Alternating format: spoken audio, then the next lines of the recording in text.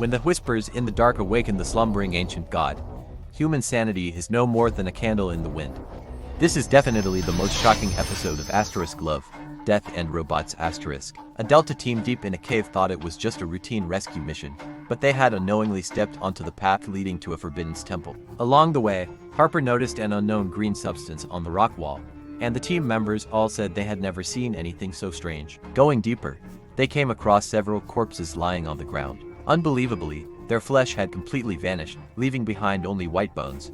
What kind of weapon could cause such horrifying damage? Suddenly, a spider-like insect landed on a soldier's back, and a teammate quickly grabbed it.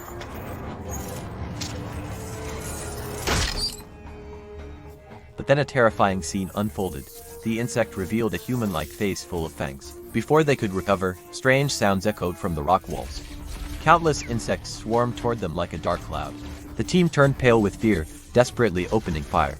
But their weapons were no match for the overwhelming swarm. The soldiers were quickly engulfed. One teammate tried to pull someone back, only to grab a mangled severed hand.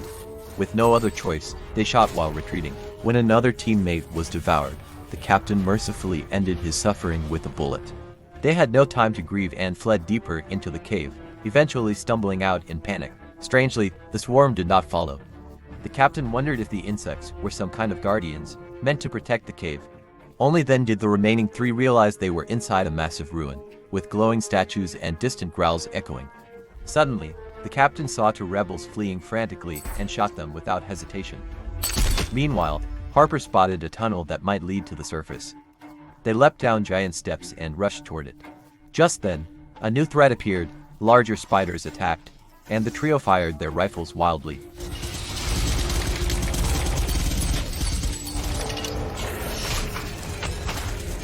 But the spiders were too many. Even after emptying their magazines, they couldn't stop them. One soldier was soon surrounded and met a horrific end. Fortunately, after Harper and the captain jumped off the steps, the spiders didn't pursue. Demoralized and out of meds, the captain had only a grenade left, while Harper had a pistol. He said he'd save the last bullet for himself. Suddenly, the chains rattled, and the temple echoed with more eerie whispers.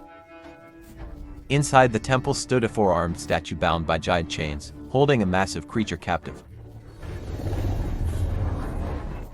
The beast slowly raised its head, emitting an overwhelming aura of dread. Then it opened 12 golden eyes. A wave of invisible energy surged into their minds. Writhing in pain, Harper was flooded with horrifying visions, people suffering in hell, cities ablaze, like the end of the world. The monster was the cause.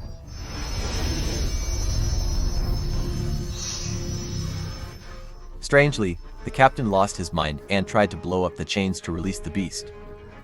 Harper realized this would bring global disaster.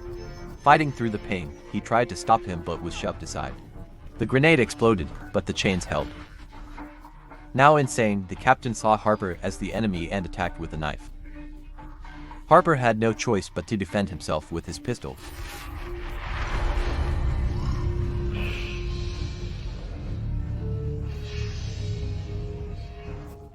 The beast kept whispering, trying to dominate Harper's mind. He emptied the magazine in rage, forgetting to save a bullet for himself. Still, the whispers echoed in his brain. In the end, Harper was the sole survivor. But the cost was the loss of his senses. He stumbled out of the cave, muttering to himself. It's unclear whether he defeated the beast, or if it had already taken root in his mind.